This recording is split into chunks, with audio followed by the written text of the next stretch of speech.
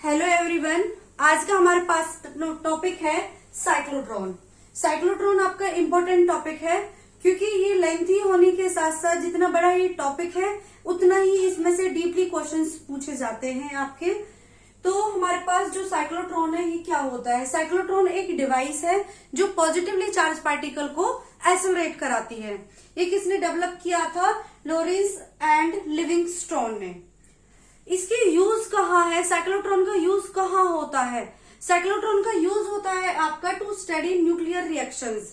Nuclear reactions में study के काम में ही हमारे पास साइक्लोट्रॉन यूज होता है। किस तरह से कि जैसे एटम है, एटम में न्यूक्लियस है, तो न्यूक्लियस तक कोई चार्ज पार्टिकल हमें पहुंचाना है तो उसको कैसे पहुंचाएंगे? किस तरह से पहुंचाएंगे? उसको पहुंचाएंगे हम हाई फ्रीक्वेंसी, हाई एनर्जी देकर और उसकी वेलोसिटी हम बढ़ाकर। पार्टिकल की जितनी ज्यादा वेलोसिटी हम बढ़ा देंगे, जितनी ज्यादा वेलोसिटी होगी पार्टिकल वो उतनी तेजी से उस एटम के अंदर एंटर कर जाएगा। ऐसे to insert an ion in a solid. Solid है कोई भी मटेरियल हमारे पास। सॉलिड मटेरियल आपको पता है, सॉलिड मटेरियल है तो उसके जो पार्टिकल है वो बहुत ज्यादा क्लोजली बाउंड होते हैं। तो उन क्लोजली बाउंड में किसी पार्टिकल को कैसे हम इंसर्ट करा सकते हैं? हाई वेलोसिटी के साथ, हाई स्पीड के साथ हम उस पर अटैक करते हैं तो जो चार्ज पार्टिकल है वो उस एटम के अंदर, उस सॉलिड मटेरियल के अंदर क्या हो जाएगा? सेट हो जाएगा। नेक्स्ट आपका रेडियो एक्टिव डिके में, मतलब जो भी रेडियो एक्टिव डिके होता है उसकी स्टार्टिंग के लिए भी हमें साइक्लोट्रॉन की जरूरत पड़ती है। साइक्लोट्रॉन का जो प्रिंसिपल है, प्रिंसिपल क्या है साइक्लोट्रॉन का? साइक्लोट्रॉन अभी मैंने बताया कि स्पीड ज्यादा हो, स्पीड ज्यादा होगी, एनर्जी ज्यादा होगी। एनर्जी ज्यादा होगी तो फ्रीक्वेंसी भी क्या होगी? उसकी ज्यादा चाहिए हमें। तो ये इसी प्रिंसिपल पर काम करता है। अब आता है हमारे पास कंस्ट्रक्शन। कंस्ट्रक्शन में क्या है हमारे पास? ये हमारे पास साइक्लोट्रॉन की कंस्ट्रक्शन है। मैंने डायग्राम पहले ही बना लिया है। तो इसमें देखिए ये हमारे पास 2 होलो डीज होती है। इसमें ये डीज है हमारे पास, 2 डीज होती हैं, ये D1 और D2। जरूरी नहीं कि जिस तरह से मैंने कंसीडर किया है D1 D2 आप इस तरह से भी कंसीडर कर सकते हैं। D1 D2 ये आपकी इमेजिनेशन है, कंसिडरेशन है, आपको किस तरह से इसको देखना है। अब इसको हमारे पास हमने जो ये साइक्लोट्रॉन डीज ली है, डीज ही क्यों ली? चार्ज पार्टिकल को हमने इस तरह से एक्सेलरेट क्यों कराया? क्योंकि जो चार्ज पार्टिकल है, चार्ज पार्टिकल के अपनी फील्ड बनाता है, इट मीन्स इलेक्ट्रिक फील्ड है। इलेक्ट्रिक फील्ड चार्ज पार्टिकल का कौन सा पाथ देता है? आपका स्ट्रेट पाथ देता है। तो हम चार्ज पार्टिकल के लिए इस तरह से ले सकते हैं, यहाँ पे पॉजिटिव पॉजिटिव चार्ज हो गए, यहाँ पे नेगेटिव नेगेटिव चार्ज हो गए। इलेक्ट्रिक फील्ड की डायरेक्शन आपको पता है किधर होती है, पॉजिटिव टू नेगेटिव। अब आपको पता है कि चार्ज पार्टिकल की स्पीड बढ़ाने के लिए हमें किसकी जरूरत पड़ती है? स्पीड कब बढ़ेगी? जब टाइम बढ़ेगा। v is equal to u plus AT। Time बढ़ेगा तो टाइम के साथ डिस्टेंस भी बढ़नी चाहिए। तो इसको डिस्टेंस को हम इस तरह से ज्यादा बढ़ाएंगे तो उसके लिए स्पेस ज्यादा चाहिए हमें। तो इतने स्पेस के लिए हम जो मशीन बनाएंगे तो वो हमारे पास ज्यादा स्पेस के लिए होगी, तो कॉस्टली भी ज्यादा पड़ेगी। तो क्या करें कि ज्यादा हमें डिस्टेंस भी चाहिए, टाइम भी ज्यादा चाहिए, क्योंकि तभी उसकी वेलोसिटी ज्यादा हो सकती है। तो उसके लिए हमने क्या सोचा, और हमने पहले पढ़ भी लिया है कि जो इलेक्ट्रिक फील्ड है वो पार्टिकल का स्ट्रेट पाथ बनाती है और मैग्नेटिक फील्ड सर्कुलर पाथ बनाती है। तो इन दोनों को, इलेक्ट्रिक फील्ड और मैग्नेटिक फील्ड को, दोनों को हम परपेंडिकुलर रखकर एक ऐसी डिवाइस बनाए जिसके कारण जो चार्ज पार्टिकल है वो उसी के अंदर मूव करता रहे, और जब वो मूव करता रहे तो वो ज्यादा डिस्टेंस मीन्स ज्यादा रेडियस के साथ वो क्या करे, उसके अंदर मूव करे, मूव करते हुए वो बाहर निकल जाए। ये बाहर निकलेगा तो ज्यादा वेलोसिटी के साथ बाहर निकलेगा। अब ये देखिए, ये हमने 2 डीज ली, सेमी सर्कुलर है, आपको दिखाई दे रही है, D1 और D2 है। ये चार्ज पार्टिकल है हमारे पास Q, जिसको हम Q को आयन बोल रहे हैं, ठीक है, पॉजिटिव है। अब पॉजिटिव चार्ज पार्टिकल है तो डायरेक्शन इलेक्ट्रिक फील्ड की इस तरह से होगी। जो फ्री स्पेस है, इस फ्री स्पेस के अंदर, फ्री स्पेस है जो डीज के बीच में, इस फ्री स्पेस के बीच में ये चार्ज पार्टिकल रखा है तो इलेक्ट्रिक फील्ड की डायरेक्शन ऐसे है। जैसे ये इसमें एंटर करेगा v वेलोसिटी के साथ, तो आपको पता है इनसाइड द कंडक्टर अंदर इनसाइड जो हमारे पास इसके अंदर होगा उसमें हमारे पास इलेक्ट्रिक फील्ड क्या हो जाएगी, जीरो हो जाएगी। अब पार्टिकल कैसे जाएगा, कैसे मूव करेगा, मैग्नेटिक फील्ड तो है उसके पास, कैसे हमने मैग्नेटिक फील्ड प्रोवाइड की है, इधर नॉर्थ पोल इधर साउथ पोल, डायरेक्शन किधर हो गई मैग्नेटिक फील्ड की, नॉर्थ टू साउथ, और इलेक्ट्रिक फील्ड की डायरेक्शन ऐसे, मैग्नेटिक फील्ड की डायरेक्शन इस तरह से। तो ये क्या होगी आपके पास, परपेंडिकुलर हो गई। क्या हो गई, परपेंडिकुलर।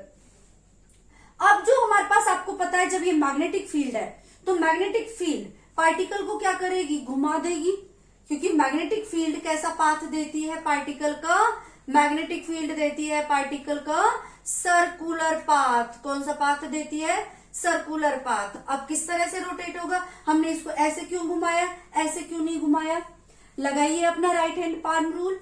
तो मैग्नेटिक फील्ड नीचे की तरफ, चार्ज पार्टिकल ऐसे मूव कर रहा है, तो फोर्स किधर हो गई, अंदर की तरफ, मीन्स वो पार्टिकल आपको ऊपर की तरफ घुमाएगा। अब वेलोसिटी ऐसे, तो इसी तरह से जो वही डायग्राम है जो हमने पढ़ा था motion of a charge particle in a magnetic field वाला टॉपिक। तो इस तरह से वो सर्कुलर पाथ होगा। किस तरह से, देखिए जब वो पार्टिकल हमारे पास D1 में जाएगा, D1 में जाएगा, मैग्नेटिक फील्ड उसको सर्कुलर पाथ बनाएगी, फिर दोबारा से वो स्पेस में आएगा बीच में, फिर इलेक्ट्रिक फील्ड उसको आगे की तरफ भेजेगी, तो इलेक्ट्रिक फील्ड इसकी वेलोसिटी को बढ़ाएगी, बढ़ाने के बाद फिर वो D2 में एंटर करेगा। अब ये देखो उसको एनर्जी कहां से मिलेगी, हाई एनर्जी, हाई एनर्जी मिलेगी उसको हाई फ्रीक्वेंसी ऑसिलेटर। जो ये हाई फ्रीक्वेंसी ऑसिलेटर है, देखो मैंने सिंबल बनाया है एसी का, इसका मतलब जो इसकी पोलरिटी है नेगेटिव और पॉजिटिव, ये हमारे अकॉर्डिंग क्या होगी, चेंज होगी। जब पार्टिकल इस फील्ड में एंटर करेगा तो ये पोलरिटी नेगेटिव है, और फिर जैसे ही इसमें आकर वो इसमें जाएगा D2 में, तो पोलरिटी क्या हो जाएगी, चेंज हो जाएगी, इधर नेगेटिव तो इधर पॉजिटिव। फिर से इलेक्ट्रिक फील्ड में आकर वेलोसिटी बढ़ेगी, उसकी स्पीड कांस्टेंट रहेगी, ध्यान रखना है, स्पीड क्या रहेगी, कांस्टेंट रहेगी, ये ध्यान रखना है। वेलोसिटी चेंज होगी, फिर इसमें वेलोसिटी आकर फिर ये साइन किधर हो गया आपके पास, पॉजिटिव हो गया चार्ज का, फिर आपका स्पेस में आएगा, फिर इधर आएगा, इसी तरह से ये प्रोसेस आपकी चलती रहेगी। अब यहां देखिए आपके पास सर्कुलर पाथ बनाने के लिए आपके पास किस तरह का बैलेंस होना चाहिए, एक तो सेंट्रीपिटल फोर्स चाहिए और दूसरी आपकी मैग्नेटिक फोर्स। तो दोनों को हम क्या कर देंगे, इक्वल रख देंगे, दोनों को क्या करें हम, इक्वल रख दें। तो देखिए क्या होगा हमारे पास, एक बार मैं इसकी कंस्ट्रक्शन और समझा देती हूँ। एक बार देखिए कंस्ट्रक्शन में हमने क्या क्या लिया है, ये डीज हो गई हमारे पास, D1 और D2, चार्ज पार्टिकल अंदर रखा है P पॉइंट पर। ये आपको समझ आ गया है कि चार्ज पार्टिकल D1 में एंटर करेगा, मैग्नेटिक फील्ड उसको रोटेट कर देगी, मतलब सर्कुलर पाथ देगी, फिर वो इलेक्ट्रिक फील्ड में आएगा, इलेक्ट्रिक फील्ड उसको स्ट्रेट पाथ देगी, स्ट्रेट करके वो D2 में आएगा, D2 फिर उसको घुमा देगी, फिर से वो इलेक्ट्रिक फील्ड में आएगा। इसी के साथ साथ ये पोलरिटी भी, हाई फ्रीक्वेंसी ऑसिलेटर की पोलरिटी भी साथ के साथ चेंज होगी, क्योंकि यही चार्ज पार्टिकल को क्या देगा, एनर्जी देगा।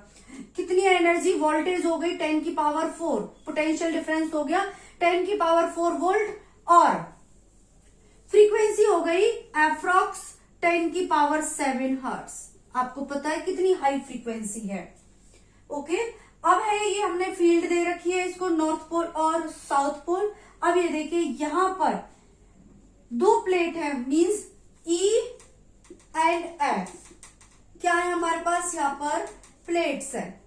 ये प्लेट्स जब चार्ज पार्टिकल घूमता घूमता घूमता घूमता ज्यादा रेडियस के साथ यहां पर इसके बिल्कुल लास्ट वाली सरकमफ्रेंस, मींस लास्ट वाली रेडियस के साथ आ जाता है, तो यहां पर जैसे ये E और F प्लेट के कांटेक्ट में आएगा तो ये एक प्लेट फील्ड प्रोड्यूस करेंगी, जिसके कारण चार्ज पार्टिकल इस प्लेट में से बाहर निकलता हुआ इस विंडो के साथ, W क्या है हमारे पास, यहाँ पर विंडो है, इस विंडो में से वो चार्ज पार्टिकल आपका बाहर निकलेगा जहां हमें उसको पहुंचाना है टारगेट पर।